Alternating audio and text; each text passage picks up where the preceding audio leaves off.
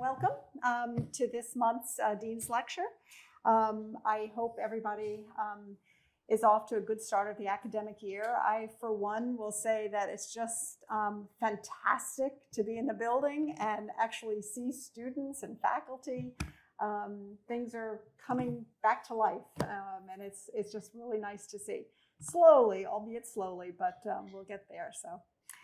As many of you know, the Dean's Lecture Series was designed to introduce the Hopkins community to newly appointed and promoted professors and promote synergies and collaboration and communication across departments and disciplines.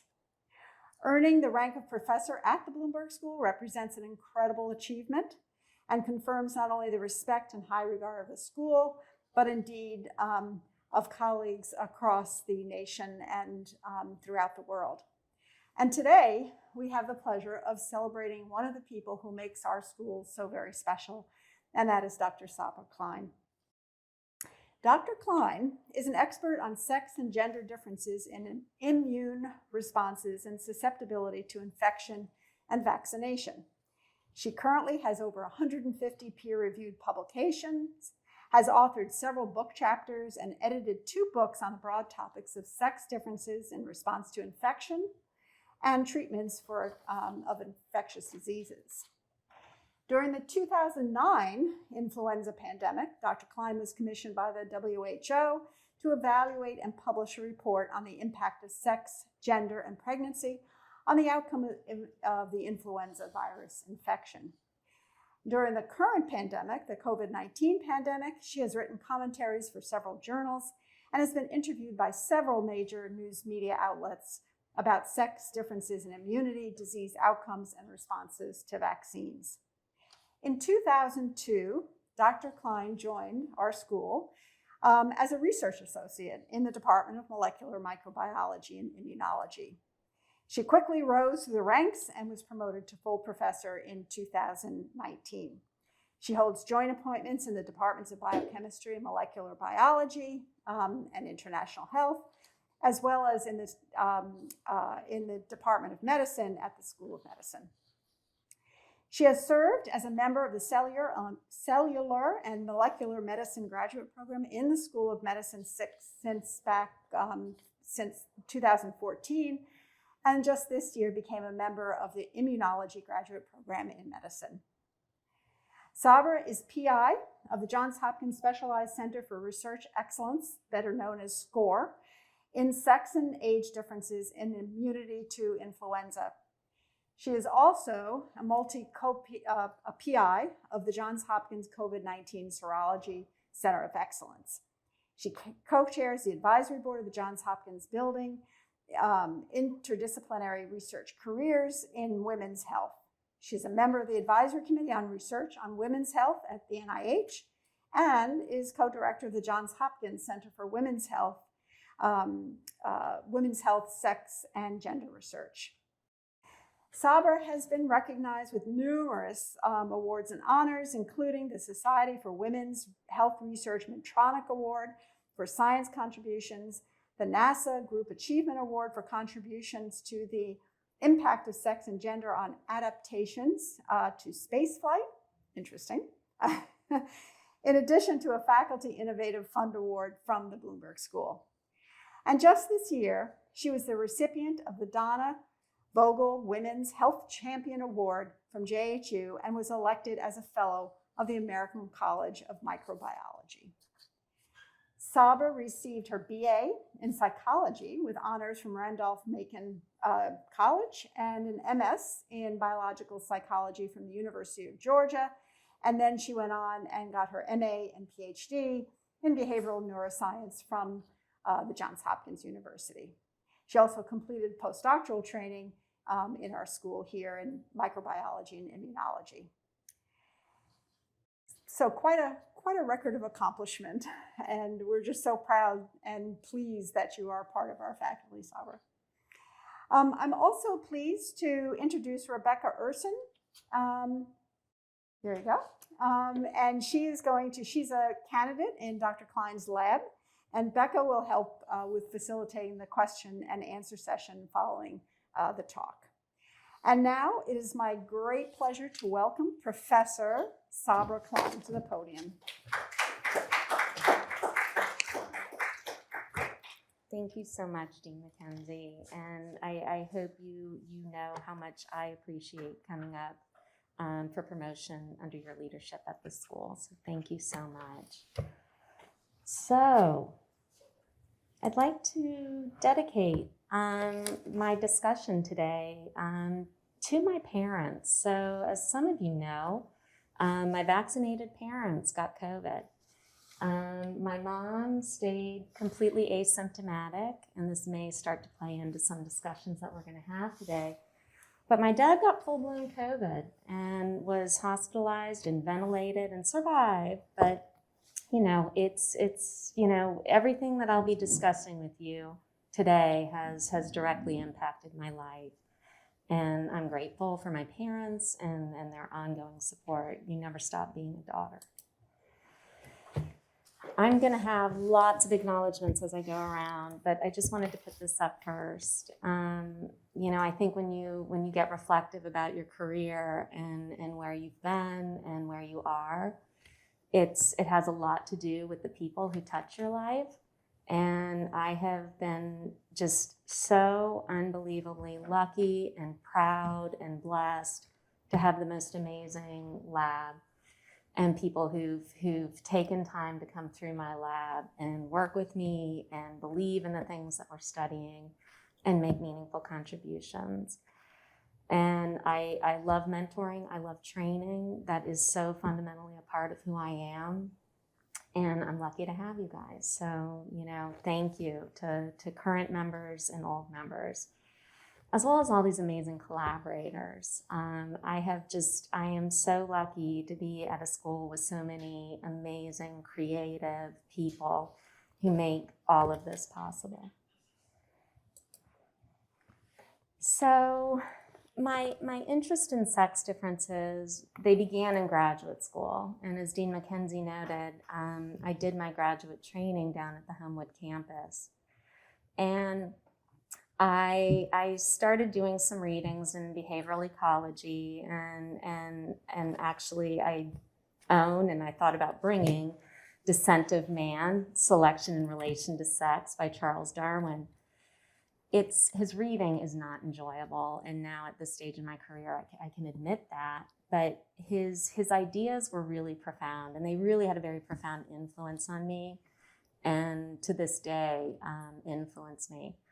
And he really put forth the notion of sexual selection, and that because of differences in the reproductive strategies that lead to reproductive success in males and females, selection pressures, evolutionary selection pressures acting on males and females can differ. And, you know, he really applied this to thinking about visual differences, because in 1871, that's what he could see, that's what he could document, that's what he could draw. And he could make note of the feathers of birds. He could make notes about the number of horns on the antler, and how different males and females looked. And it wasn't until the 80s when Marlene Zuck and her graduate advisor, Bill Hamilton, started to think that, well, there's physiology that underlies these visual differences between males and females, including even in things like body size in humans. And selection pressures are likely impacting that physiology. And they started to apply these theories to better understanding sex differences and susceptibility to infection. And I took it a step further to think about our responses to infection. Marlene is at the University of Minnesota. She has never been a direct mentor, but she is an example of a sponsor for me. Early in my career, all these wonderful international meetings that I would get invited to were because Marlene insisted that I have a place on the podium. So my dissertation, and this is a picture of my mantle, My dissertation really focused on both the evolutionary and the mechanistic factors that contribute to sex differences in the immune system. And working with, different species of Microtus that I had to breed on my own. I had to care for these animals in our animal facility on my own. And it was Randy Nelson who was my graduate advisor and supported me doing research that he didn't do, but he was supporting my passion. And I never forgot that. You probably recognize a few other people on this slide. Barry Zirkin, still on faculty here at the school, and I can't give a lecture in his class without him introducing me by the fact that he was actually on my dissertation committee, really carried that love for hormones and brought that to me, and you're going to see that in my discussion with you today. And Greg Glass, and I ended up TAing for Greg Glass in behavioral ecology. And it was wonderful. And I really enjoyed the class. I think we enjoyed working together. And he kept saying to me, I'm here, I'm just down at the School of Public Health. And he tempted me with field work. He tempted me with hantaviruses. And he said to me, rodents, you've done a lot of work with rodents. Rodents are the primary carriers for these zoonotic pathogens. And we have it in Baltimore. We have a hantavirus in Baltimore that was brought over by ships from Asia. It's all over the Norway rat population here in Baltimore, so I can give you an opportunity to do field work. And I thought, I'd love to do field work. I mean, I'd read Darwin's writings. I wanted to do field work.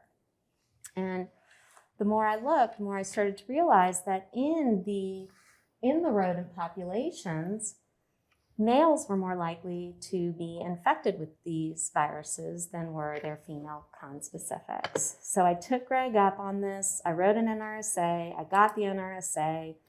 And I joined Greg in what is not the most beautiful field work you will ever see. I spent my early years as a postdoctoral fellow running through alleys with Greg Glass, who, when we would set traps and go off to wait, there wasn't a bar in Baltimore, in particular in Fells Point, that we would walk into where somebody wouldn't yell "Rat Man." So I was indoctrinated into this world. And what we started to do was get a little bit more mechanistic, not just trap the rats, but start to measure a lot more in them.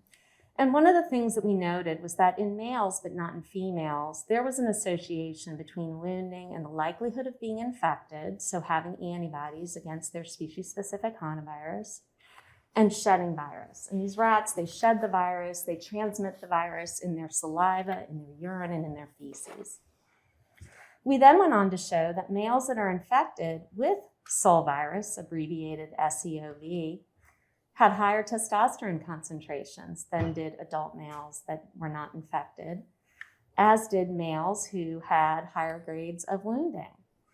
This became a chicken-egg question that I still don't have an answer for. Is it that males that are more aggressive are more likely to engage in fighting and become infected?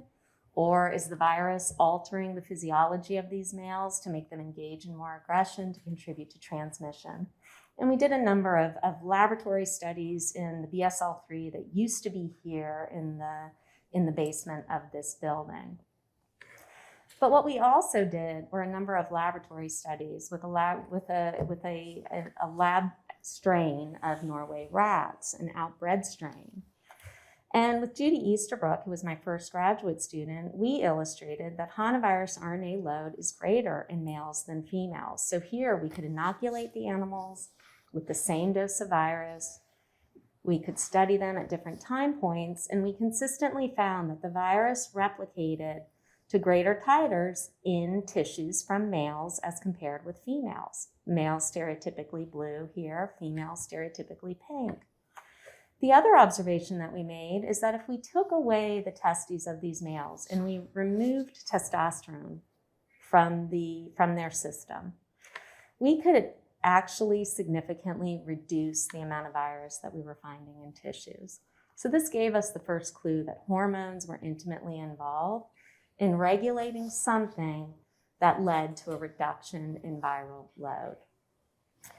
Well, back when I was doing this work as a research associate and then as a junior assistant professor, I couldn't stand up at a podium like this, give a talk without the next person who stood up being asked, do you see the same sex differences that Dr. Klein reports?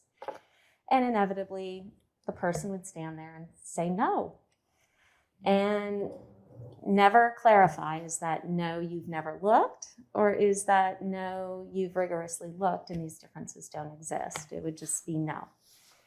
And, you know, a number of years later, long after we sort of closed up a lot of the hantavirus work in our laboratory, a colleague of mine at the University of New Mexico who was preparing to retire sent me all of the data from his deer mice infected with Sinambra virus and said, I think at about 2 weeks into infection, we might be seeing the same thing that you've been seeing.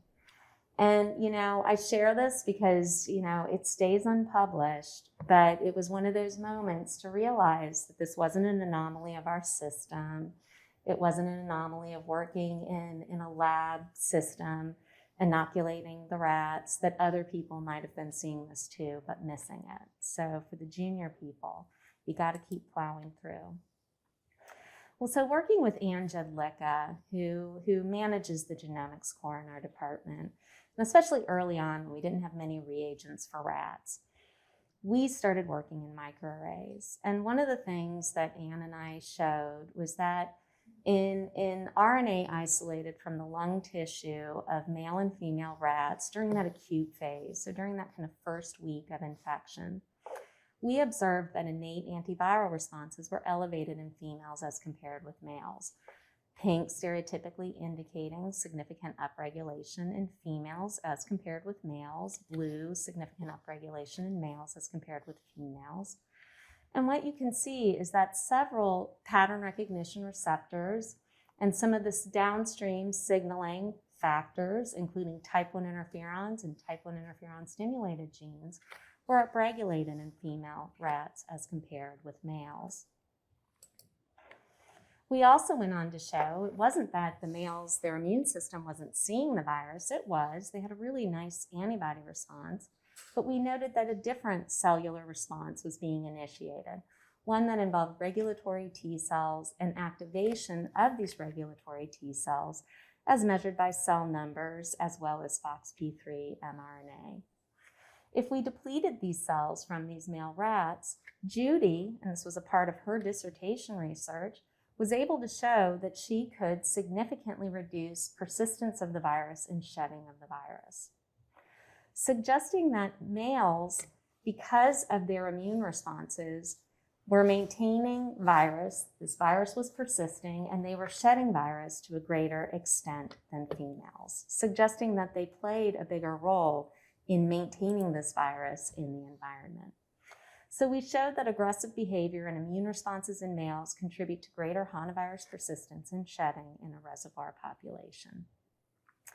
These concepts of thinking about behavior and the immune response has stayed with me. And really, as I've moved into more biomedical questions, has really transformed itself into thinking about the intersection of sex and gender, with gender being the societal factors that may influence those norms that we engage in, whether those are behavioral norms, occupational.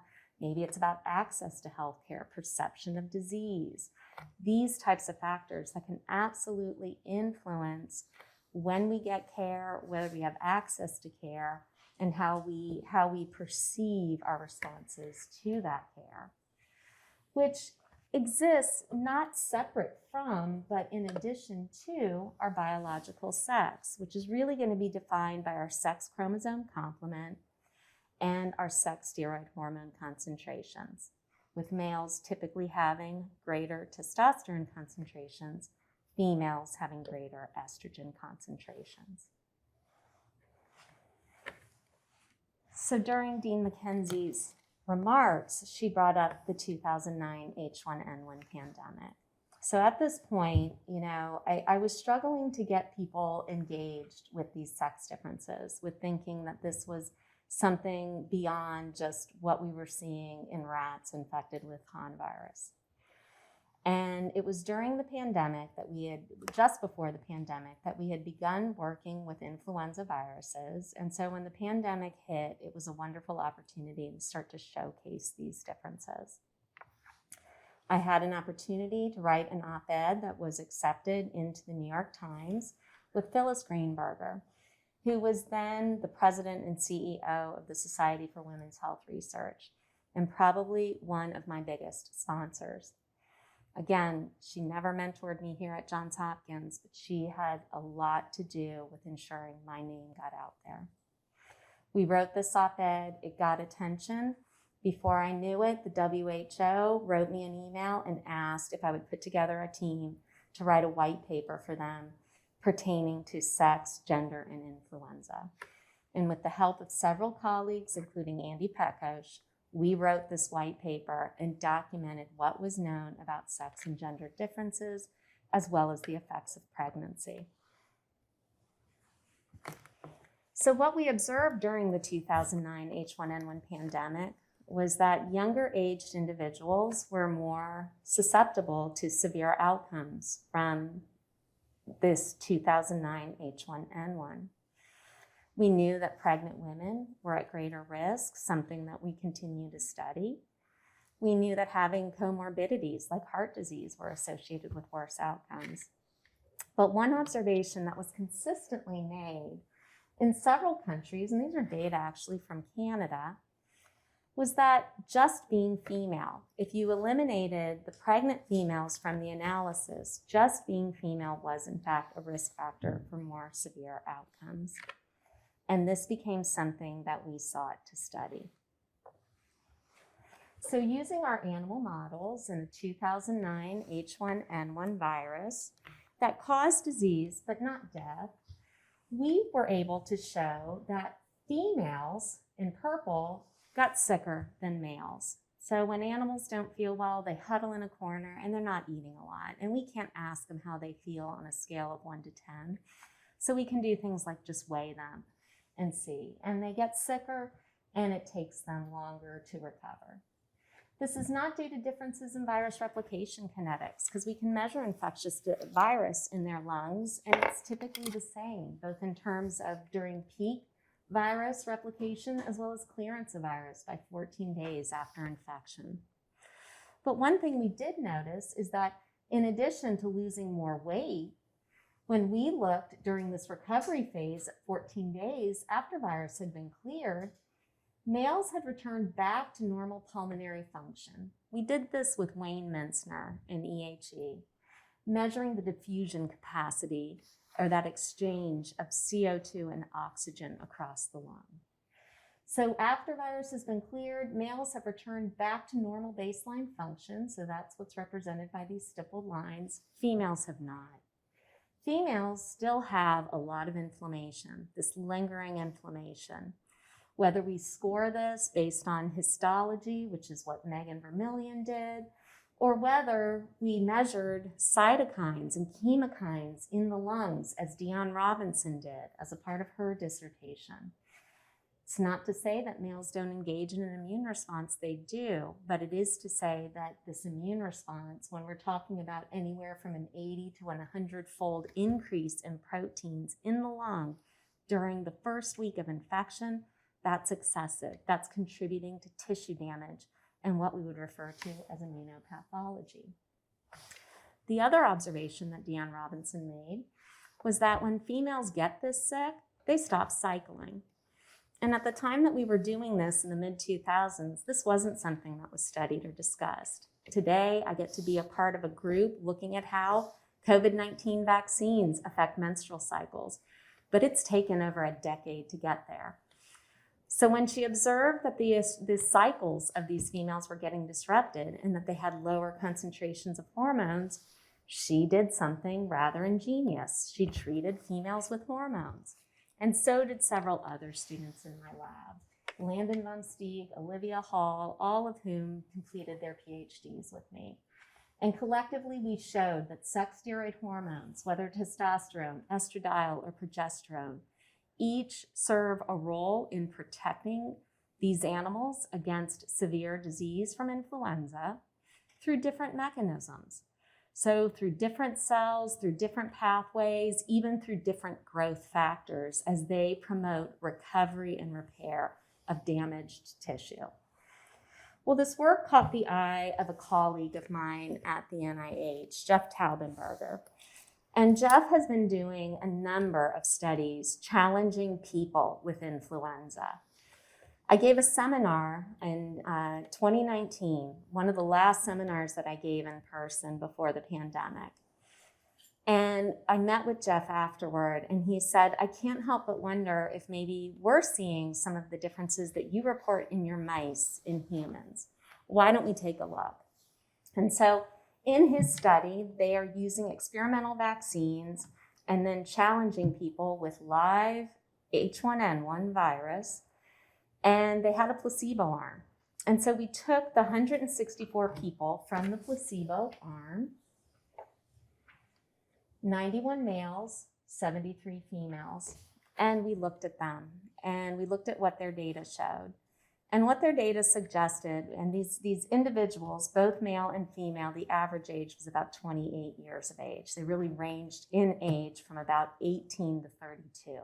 So I would describe these as rather healthy young adults that were being recruited into this type of study. Females consistently showed a greater number of symptoms. They had symptoms for a longer duration of time, and they had a greater number of symptoms than did males. Is this sex? Is this gender? Is there something biological that could be explaining this, that could be explaining these increased symptoms? Or is this a reporting bias? And these are the types of questions that become difficult for us to detangle and important for us to discuss. But going back to our animal work, if we let these animals recover, okay, I showed you that females do worse, but if we let them recover, Ashley Fink, who was a very creative postdoc in my group, went on to show that once females recover, their immunity is better than that of their male counterparts. Whether we measure antibody in serum, or we measure mucosal antibody in the bronchoalveolar lavage fluid. Females, now the open symbols, males the closed, they had better immune responses. They have more cells secreting antibody in their lungs, the primary site of infection. They have more what we call helper T cells that are going to do just what their name implies. They're going to help other cells do their responses, including B cells making antibody. But even when we looked at CD8 positive T cells, whether we looked at effector cells that are actually going to be killing virally infected cells, or whether we look at these memory cells, these cells that are going to remain dormant and ready to act should there be a secondary infection, females had more. Whether these were resident memory T cells that are going to stick around at the site of infection, in this case the lungs, females had more. This is when we started thinking about vaccination, and this is when a lot started changing in our lab. And I think the appreciation of sex differences was really elevated after this. So now when Ashley vaccinated male and female mice with an inactivated 2009 H1N1 vaccine, she again found that females had higher antibody titers. Females even had more of what we call neutralizing antibody that can neutralize or kill virus, okay? So this is what you want. This is the gold standard. But even when she looked at the quality of that antibody, not just for its functional ability to neutralize virus, but how strong was the bond of that antibody to that virus, it was greater. So we call that avidity. That avidity index was greater for females than males. This is when Becca Urson, who's going to be leading the discussion here at the end, came and rotated with me. And next week, she defends her PhD. But one of the things that she started with me and with Ashley was identifying that females don't just make more antibody, they make better antibody. They make more antiviral antibody. as determined by the isotype of this IgG. Well, it was then that Pat Gearhart, who became a wonderful collaborator of ours, I gave a talk at the National Institute on Aging. She saw these data and said, I think it's all TLR7. I said, why would you bring up TLR7? It's this X-linked gene that I care so much about. She said she didn't know it was X-linked. She said it's very important for isotype switching in B cells. So Becca and Ashley measured TLR7 in isolated B cells from vaccinated males and females and found more TLR7 in females than males. Again, just to reiterate, this is why I cared about it. It's on the X chromosome. Generally speaking, a gene being X-linked shouldn't matter. I shouldn't express any more of this gene than my husband. But there are a certain percentage of genes, roughly 10 to 15% of genes that are on the X chromosome that escape a process called X inactivation. They escape that process that leads to a balancing of gene expression. Toll-like receptor 7 has been shown in autoimmune disease patients to be one such gene. Well, we were working in inbred mice. We couldn't really easily identify the paternal copy and the maternal copy. So Becca, working then with Winnie Tang, who was in EHE, now she's at the University of Pittsburgh, they measured DNA methylation in the promoter of TLR7 as an epigenetic mechanism that could be controlling expression of this gene. Reduced DNA methylation can contribute to greater gene expression, and that's precisely what they observed. A reduction in DNA methylation in TLR7 from B cells isolated from vaccinated females as compared with males, suggesting this genetic mechanism was one way by which females had greater responses than males. To show you the functional significance, while Jeff Taubenberger can challenge people, we challenge mice with drift variants and show that females who are vaccinated clear virus faster. And when we look at their sickness, they don't get nearly as sick as vaccinated males, suggesting that vaccines are better protecting. But this led us to really question, how can we tease apart genetic from hormonal contributions? And so we turned to a transgenic mouse model called the 4-core genotype mouse model. We received these mice, if I am recalling correctly, just before the big shutdown. And they went into quarantine. And everything was put on hold. And Val Culata had a graduate student who was struggling to find a job in the midst of the pandemic, Abinaya. And she came and worked with us. And the moment we could actually proceed with non-COVID research, she helped start breeding these mice. And what these 4-core genotype mice are, they are created by taking a wild type female, so a female mouse that has ovaries and 2 X chromosomes, and she's bred with a transgenic male who has an X and a Y chromosome. But the SRY gene, which is the testis determining factor gene, has been deleted from the Y chromosome and translocated to an autosome, in this case, chromosome 3. So it can be autosomally inherited by either male or female mice, resulting in 4 genotypes. You can have XX individuals who have ovaries. You can have XY individuals that do not have the SRY gene and therefore develop ovaries. We can have XX individuals who have the SRY on chromosome 3 and therefore develop testes. Or we can have XY individuals that have the SRY on chromosome 3 and develop testes. If we see phenotypic responses that are similar between individuals of a similar gonadal sex, then we know that gonadal sex is the critical driver of a sex difference. If we see a phenotype that is consistent among individuals of the same genotype, having two X's, and that's different from individuals who have an X and a Y, regardless of their gonads, then we would say that is a sex chromosome complement effect. So we can use this to tease this apart. Well, that's when Kumba Sadud joined my group as a new PhD student, and under the leadership of Santosh Dakal, a research associate in my group, they tested this hypothesis that sex differences in vaccine-induced immunity and protection could be mediated by sex chromosome complement or sex steroid hormone concentrations. They vaccinated these animals, these 4 core genotypes, and measured antibody responses. And what they found, females in the purple, gonadal females, I should say, gonadal males in green, was that gonadal sex, regardless of sex chromosome complement, was a bigger predictor of the neutralizing antibody response against the vaccine than was sex chromosome complement.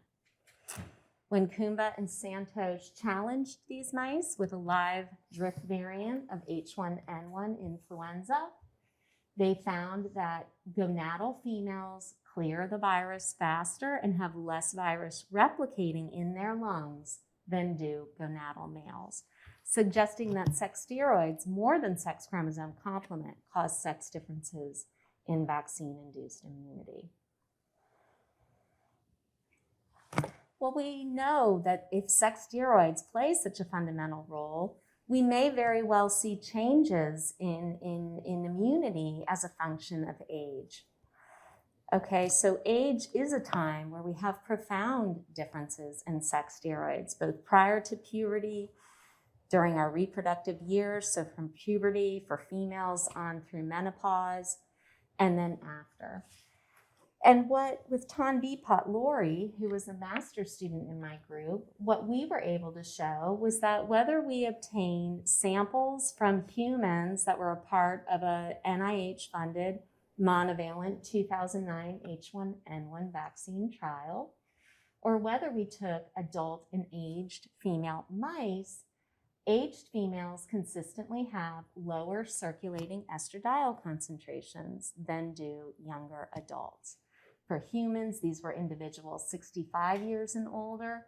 For mice, these were animals that were 17 months and older. When we looked at the association of circulating sex steroid hormones, in this case estradiol concentrations in females with neutralizing antibody titers, we found somewhat similar associations in which among both aged females as well as adult females, for humans and for mice, those females that had the greatest estradiol concentrations also had the greatest neutralizing antibody responses. So this got us thinking, is there a way that we could boost immunity in females, older aged females, by giving them estradiol? And for proof of principle in our mouse studies, that's precisely what we can do.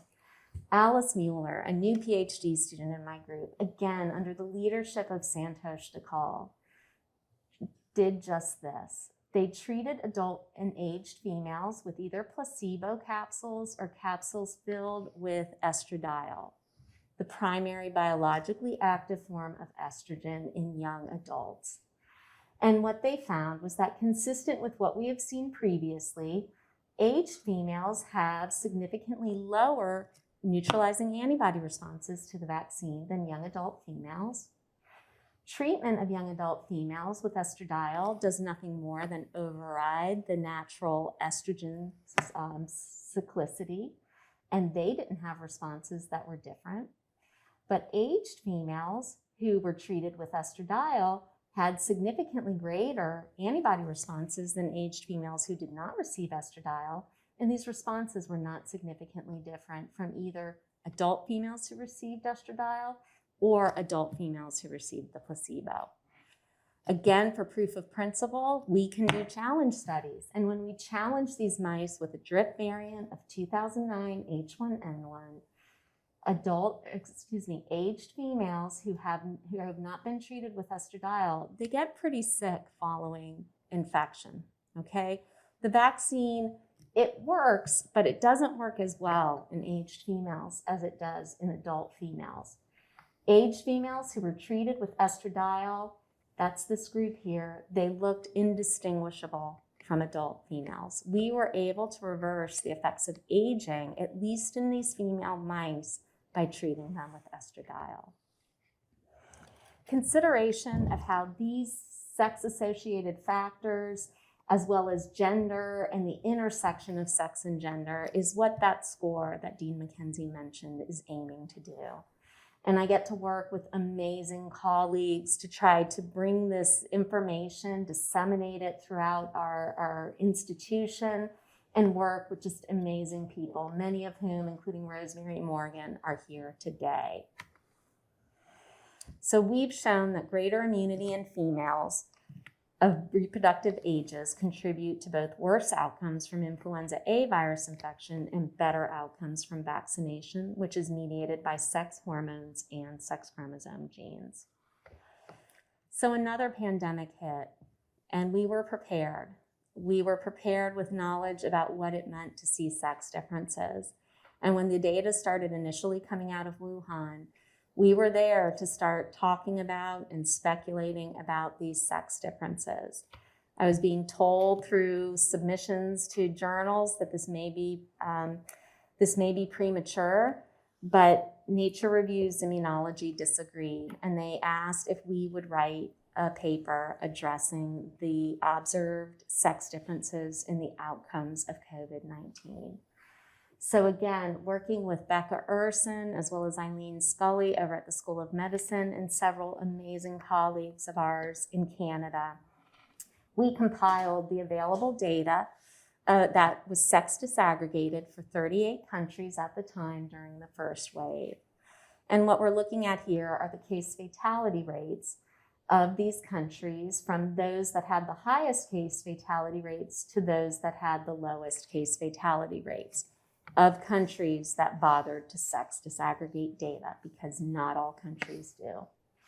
And what we found was that whether these were countries with high case fatality rates during the first wave, like Italy, or countries like South Africa that had overall a low case fatality rate, they were still reporting that significantly more men were dying than women, suggesting that across cultural differences, across social norm differences, we were seeing these sex differences in diverse countries. 12 of these countries not only disaggregated data by sex, but also disaggregated them by age. So we graphed those data here. And what we observed was that for both males and females, increased age was associated with worse outcomes. So the point here is that we should not be ignoring the women, though they are less likely to die, that age-associated increase in case fatality was present, but that also at all adult age groups, actually beginning at the age of 20, going onward to 90, across diverse countries, we still had more males dying than females. Well, again, working with Eileen Scully and a wonderful group that were a part of the Sex and Gender COVID Task Force, tasked with looking and using J.H. Crown electronic health records to study sex-associated differences. We worked with Scott Zieger using data that was obtained prior to the broad rollout of the vaccines. And what we're looking at here in panel A, males in blue, females in red, when we looked at the individuals who were tested for SARS-CoV-2, a majority of those individuals were in this 18 to 49 age range.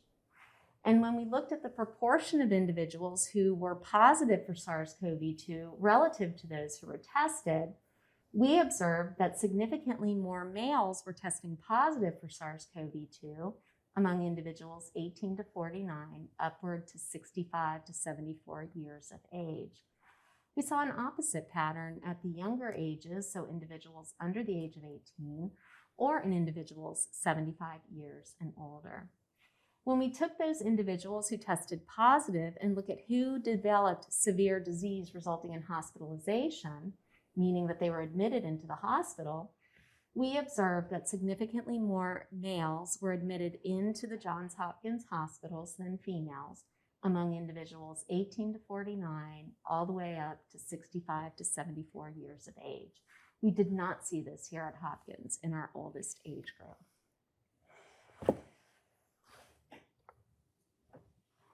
Well, we then looked at many factors, many clinical factors that could be contributing to these sex differences.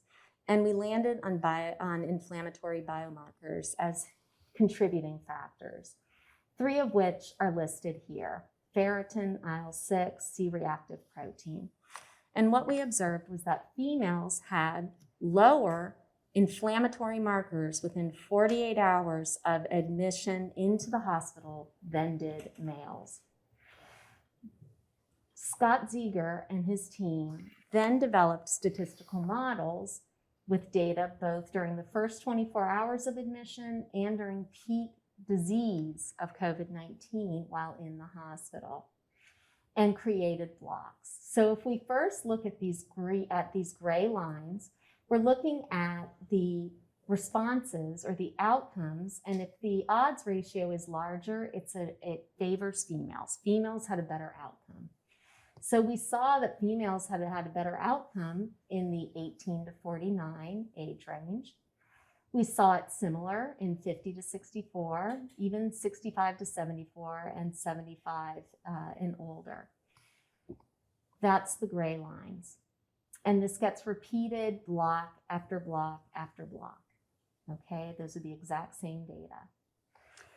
What Scott then did was remove factors that we could hypothesize to be mediating the sex difference, things like BMI, comorbidities, smoking and alcohol use. These are the black lines. If removing these factors from the analysis was contributing significantly to the sex difference, we would see a reversal in this effect. So we take out BMI, an admission source, it really did nothing. We take out those comorbidities, heart disease, lung disease, it did nothing. Smoking, alcohol use, it did nothing. It wasn't until we took out these baseline inflammatory labs, and in particular among individuals of reproductive ages, that we were able to reverse the sex difference, and we lost that sex difference, now giving us a testable hypothesis that inflammatory mediators early during infection might be contributing. We've done considerable work with the convalescent plasma efforts. Jana Shapiro, a PhD student in my group, who works with both me and Rosemary Morgan, came up with creative ways to analyze data and mine data. And one of the things that she's thought to do as a result of Arturo Casadevall saying, how can we pick the best serum samples to give to patients? And so she took that to heart. She put all the convalescent plasma donors, that's what each of these rows are, an individual, and she placed their responses, either their IgG responses to various parts of the spike protein of the SARS-CoV-2 virus, or neutralizing antibody that we measured with Andy Pekos and his group, and put this into quartiles. So some individuals fell into the lowest quartile for all responses, and they received a score of a 0. Others, and this is the convalescent plasma that everybody said they wanted should they get infected, their responses, regardless of the response, fell into the highest quartile, and they got a score of 12. And then people could fall anywhere in between. And what we observed, whether we analyzed data in this quartile method or whether we looked at titers or area under the curve, males consistently had greater antibody responses, hospitalized patients had greater antibody responses, and older adults had greater antibody responses. In fact, just being male increased the score by 1.5 on this 12-point scoring system. Hospitalization increased it by 5.4. Being male was a greater predictor of this immune response than age.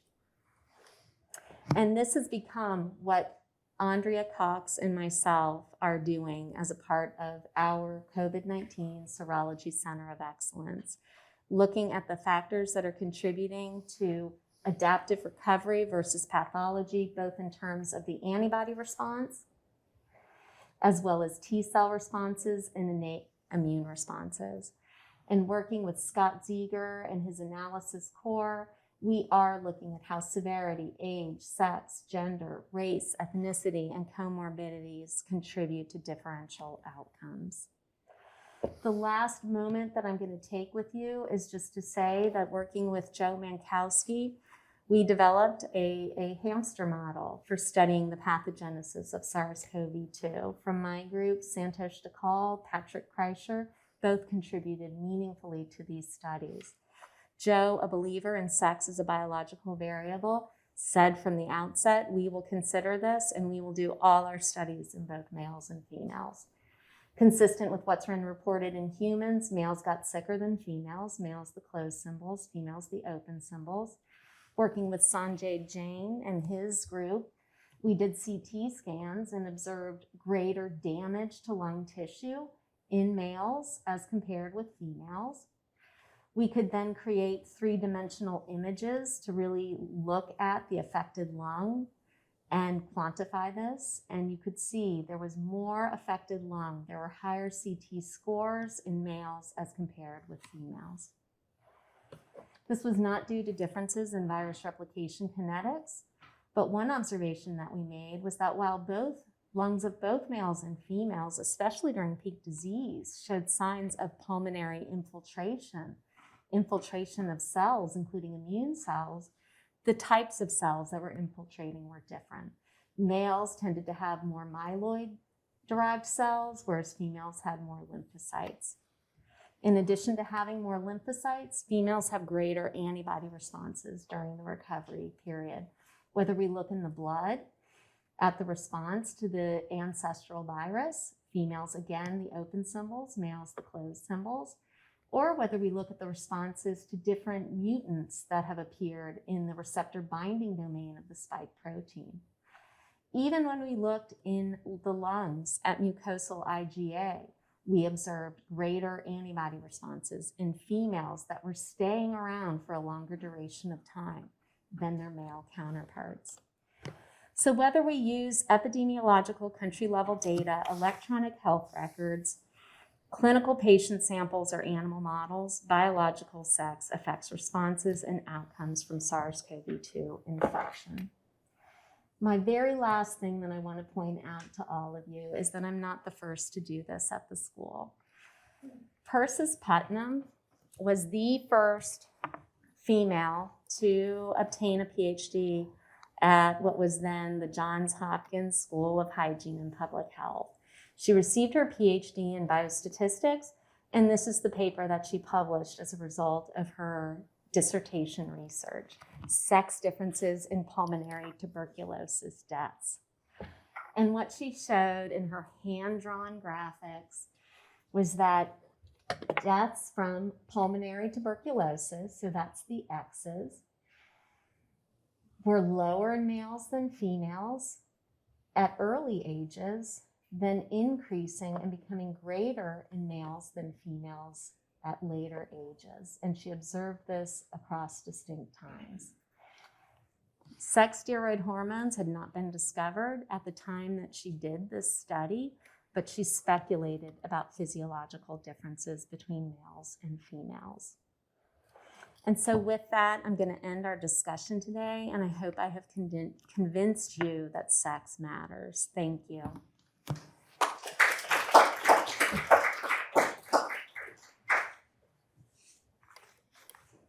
Well, thanks so much, Sabra. It's an incredible body of work, and two things impressed me is just, and especially for students who are still making their way through the program, it's just elegant how one study you did led to another, led to another, led to another, and you learn things from one study, and that opened up questions and avenues of pursuit, and it's just, the work is just elegant, is the word I jumped to. The other thing that impressed me is just the number of students that you have mentored. And it's fantastic. Thank you. Congratulations. And I think that's what is most important to me. Yep. Yep. That's why you're here at the That's why I'm School of here. Public Health, right? Absolutely. Absolutely. Great. Well, let me, maybe we can just open it up quickly to any questions in the audience, not the physical, the present audience, and then we'll go to our other audience, our online audience. Does anybody have a question? And I would urge those of you who are online, please type your questions in the Q&A, and Becca will grab those questions. Anything here before we go to our online audience? Becca, do you want to?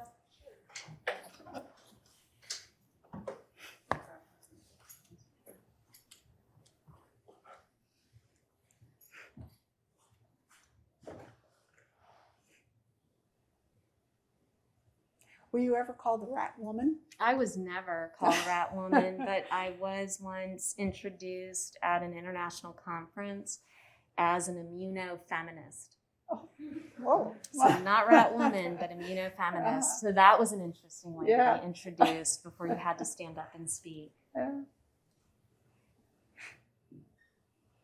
Okay, so as mentioned, a person's sexuality can be differentiated biologically and socially. How has your work led you and others to challenge and deconstruct the biological sex binary and the narrow lens it offers for examining and understanding similarities and differences in biological responses? So I love that question. So it's hitting at the fact that we are appreciating that both sex and gender can occur on a continuum.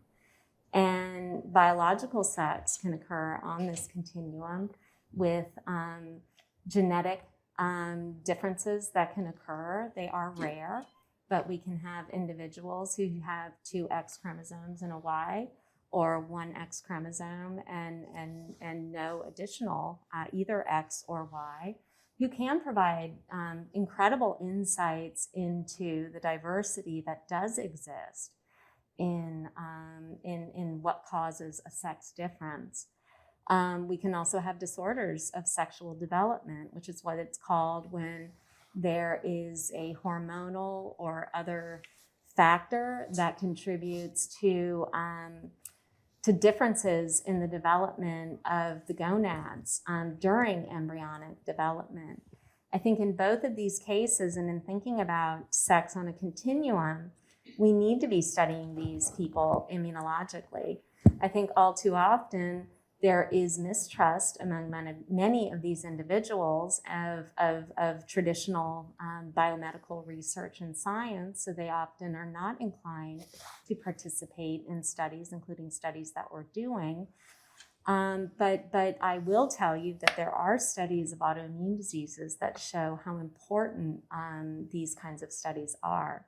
The only other thing that I will bring up that is also understudied and needs to be studied, including in this current pandemic, are transgender individuals, where we could really start to disentangle some of the genetic as well as hormonal implications to responses to everything from vaccines to infection. But I think we have to go a long way to instill trust in enrollment in studies and not feeling as though they're being treated as guinea pigs. So it's a beautiful question. I just don't have the data today to support something more. And that's perfect. That answers the second question, which asked about, with this pandemic and the rollout of COVID vaccines, how this is affecting the trans community and whether they're being included in some of these I did a upcoming blog experiments. with our school's COVID resource group, and we discussed this, and I pointed them toward, there are definitely countries that have started to not treat sex and gender quite as binary, but they are absolutely the minority. And there is completely a need to do this. One of our next questions asks about sort of the how stress or behavioral factors might play into the sex versus gender and its relation to immune responses. Absolutely. So we know that stress can impact the immune system and the perception of stress, which can have be a bit more of a gendered aspect, can absolutely impact how we respond to an infection and even vaccination. Stress effects have been studied, but not as well in the context of sex differences. Yeah, Rosemary. Yeah. What is the sort of public health implications of, because at a base you're showing, okay, more from COVID, more men are dying, women have antibodies. What does that mean for us as public health researchers? What's the next step? And it's in mice, right? For Right. someone who, I work with you, I'm a gender person, so Right. this. But what does that mean for humans, and what does that mean for public health perspective? I love it. So I think what it means for a public health perspective is that I think one size does not fit all when either making observations about disease or determining the best treatments and the best courses of action for diseases, including infectious diseases. I think the data pertaining to vaccination for me are most compelling, both the mouse work and then some of the more human studies that we've been doing, including collaboratively, are really suggesting that we need to maybe even think about differences in who needs boosters, who has more durable immunity. In many of our human studies, we're showing that the durability of immunity from year to year may be better for females than it is for males. And so, I think in many cases, for many vaccines, we've started to think about age and think about treating people differently depending on their age. And what I would like to start seeing is, as we accumulate more and more data showing that these types of differences are conserved across diverse vaccine platforms, I would like to see us beginning to think about biological sex. So one person noted that in the graph where you're comparing male to female SARS-CoV-2 cases, there are a couple countries like Finland, Canada, the Republic of Ireland, that looks like they have sort of equal numbers of male and female patients. Do you think that geographically there's anything going on there, or what do you? Absolutely. So I think when we're looking at epidemiological data, or in this case, these case fatality data, I think we can't ascribe anything to all biology. And I do think that, in many cases, there can be societal, cultural norms that might contribute to whether you seek out care, seek out treatment. Do you seek out treatment as early? Because we know that the earlier you go to seek treatment, the better your outcome is. So I think we cannot completely disentangle some of those gender-associated factors that contribute to variability between countries. And then a similar vein to what Rosemary asked, someone's kind of asking for some general advice about how researchers and public health experts can sort of implement and incorporate some of the very important sex-based concepts that you talked about here into their own research. Absolutely. So I think sometimes the best place to start is just to see, is there a phenotype? Is there an observed difference between males and females? And then we can begin going deeper into ascribing a function or a functional significance to that difference, as well as a mechanistic understanding to what is causing that difference. I think for many of us, especially at a school of public health, where messaging is so important, I think all too often these types of differences do get ignored. And when either females or males are not feeling well, my favorite example is every fall, there isn't a magazine that doesn't write to ask me to speak about man flu and is it real? And, but these become opportunities to raise awareness in the public about these types of differences, so that I think with raising awareness, we can all start thinking about this, whether it's about women presenting differently with cardiovascular disease or women presenting differently in infectious diseases. One person said you described age-dependent sex effects in immune responses. Do you have any takeaways for reproductive experience? Are primiparous and multiparous females different from same-age nulliparous females? Oh, that's such a good question. So whether you've had children or not, whether you've had multiple children or not, immunologically speaking, yes, it does alter you. But how that alters your vaccine-induced immunity, I have not seen that. And we've not been able yet to consider that. But that is a great question. We have time for maybe one more question, one or two more. Is there I don't have any more here. none there? Anybody? Any more time? Great questions. Thank you. Thank you so much. All right. Well, again, congratulations on all the work that you've done and all the work you'll continue to do. And again, I just want to reiterate how proud we are at the School of Public Health to have you Thank you. on our faculty and among us. And I should add that I'm very much looking forward to working with Sabra a little bit more closely over this coming year, because Sabra is the new president of our faculty senate. So in addition to running her lab and doing all the work that she's doing, I think it speaks volumes that you've taken the time and the interest in really becoming part of the leadership of the school. And we really look forward to working closely with you. Ellen, thank you so much. Thank you. Absolutely. All right. Well, and Becca, thanks so much for helping out. And I want to thank our audience on Zoom for joining us, and thanking you all for coming in and being part of our, I think is this our first hybrid? It is. Yeah, it is our first hybrid event of this sort. So hopefully you enjoyed it, and I think it worked well. I do too. And look forward to the day when we can bring more people in. I know. For now, I think this works really, Thank really you. well. It allows people who can't travel to the school to be able to join in. Agreed. Yep. Thank you. Great. All right. Well, thanks so very much, and have a great evening and be safe. Thank you. Thank you.